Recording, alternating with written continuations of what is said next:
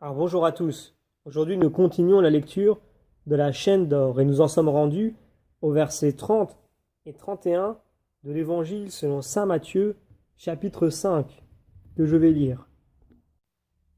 Et si ta main droite est pour toi une occasion de chute, coupe-la et jette-la loin de toi, car il vaut mieux pour toi qu'un seul de tes membres périsse et que ton corps tout entier ne soit pas jeté dans la géhenne. Il a été dit aussi, quiconque renvoie sa femme, qui lui donne un acte de divorce. Et tout de suite, nous commençons avec un commentaire tiré de la glose qui nous dit que le Seigneur venait d'enseigner qu'on ne devait pas désirer la femme de son prochain. Il défend ici de renvoyer sa propre épouse. Il a été dit, quiconque renvoie son épouse doit lui délivrer un acte de répudiation, etc. Et saint Jérôme d'ajouter, plus tard le Sauveur expliquera plus à fond ce passage en faisant voir que si Moïse a commandé aux maris, à cause de la dureté de leur cœur, de donner un acte de répudiation, ce n'est pas pour légitimer le divorce, mais pour prévenir l'homicide. Et à ce sujet, saint Jean Chrysostome donne davantage de détails. Il nous dit que lorsque Moïse délivra les Israélites de l'Égypte, ils étaient enfants d'Israël par leur naissance, mais égyptiens par leurs mœurs. Or, par suite de ces mœurs idolâtres, il arrivait souvent qu'un homme concevait de la haine pour sa femme, et comme il ne lui était pas permis de la renvoyer, il était porté ou à la mettre à mort, ou à la fatiguer de mauvais traitements. Il fit donc une obligation au mari de donner un certificat de répudiation, non comme d'une chose bonne en soi, mais comme d'un remède à un mal plus grand. Et saint Hilaire ajoute, mais le Seigneur, voulant assurer à tous les bienfaits de l'équité, veut qu'elle règne surtout dans l'union conjugale pour la paix des époux.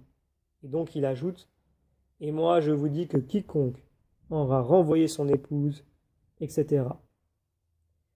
Saint Augustin nous donne un commentaire un peu plus long lorsqu'il écrit contre Faust, où il nous dit que le commandement que fait ici le Seigneur de ne pas renvoyer son épouse n'est pas contraire aux prescriptions de la loi comme le prétendent les manichéens, car la loi ne disait pas que celui qui le voudra renvoie son épouse. Le contraire alors serait de ne pas la renvoyer.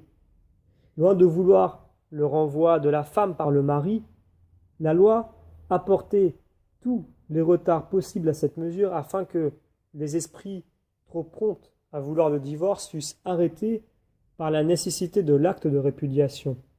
Difficulté d'autant plus grande que chez les Juifs, il n'était permis de faire les actes en langue hébraïque qu'aux seuls scribes qui faisaient profession d'une sagesse plus parfaite. C'est donc aux scribes que la loi renvoyait celui qui voulait se séparer de sa femme en leur ordonnant de donner l'écrit de répudiation, dans l'espérance que leur entremise pacifique ramènerait la concorde entre les deux époux et que l'acte de répudiation serait inutile, à moins que leur mauvaise disposition ne rendisse impossible tout moyen de réconciliation. Notre Seigneur n'accomplit donc pas ici, en y ajoutant la loi donnée aux premiers hommes. Il ne détruit pas davantage la loi donnée par Moïse, en lui opposant une loi contraire, comme le disent les manichéens. Mais il confirme toutes les prescriptions de la loi hébraïque et tout ce qu'il paraît y ajouter personnellement ne tend qu'à en expliquer les obscurités ou bien à garantir plus sûrement l'observation de ces prescriptions.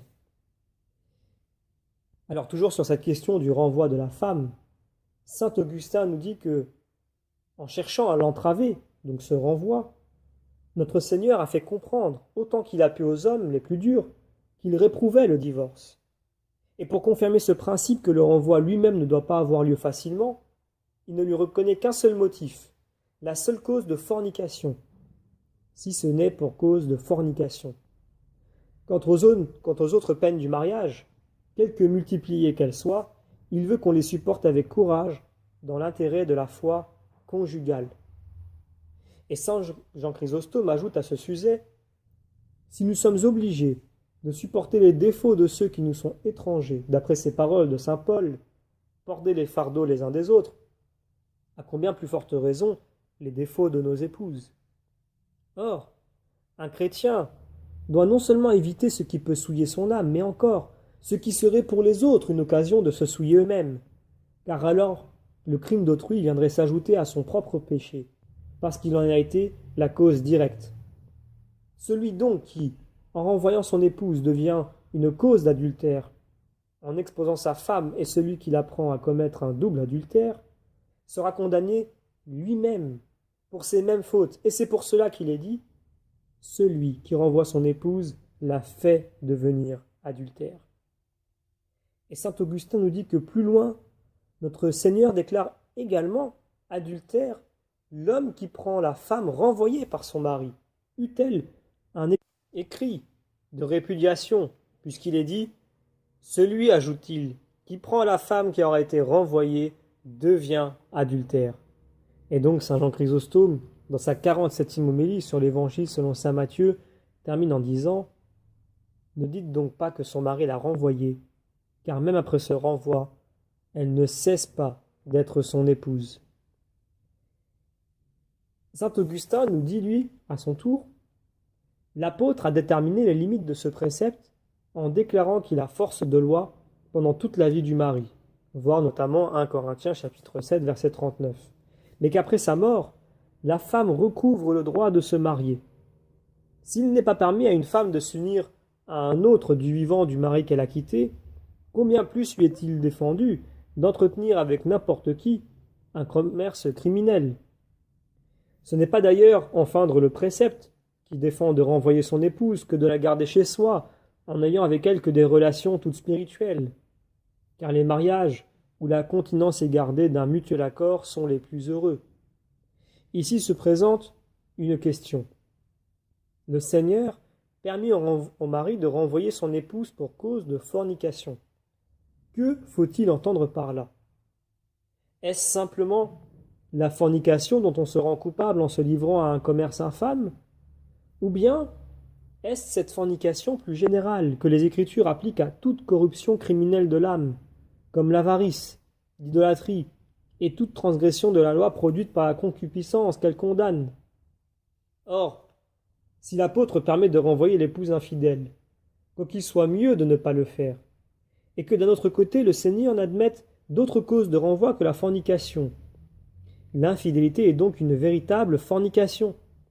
Mais puisque l'infidélité est une fornication, l'idolâtrie une infidélité, et l'avarice une idolâtrie, nul doute que l'avarice elle-même ne soit une véritable fornication.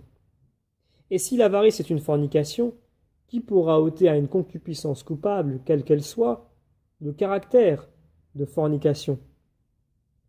Et ailleurs, saint Augustin nous dit de nouveau, « Je ne veux pas cependant que, dans une matière aussi difficile, le lecteur croit que l'examen que nous venons de faire de cette question doive lui suffire.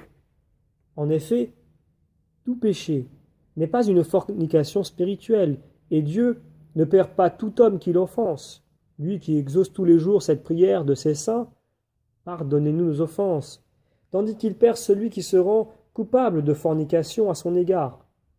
Voir notamment Psaume chapitre 62 verset 27. Or, est-il permis de renvoyer son épouse pour une fornication de ce genre? C'est une question fort obscure. Quant à la fornication qui déshonore le corps, il ne peut y avoir de difficulté.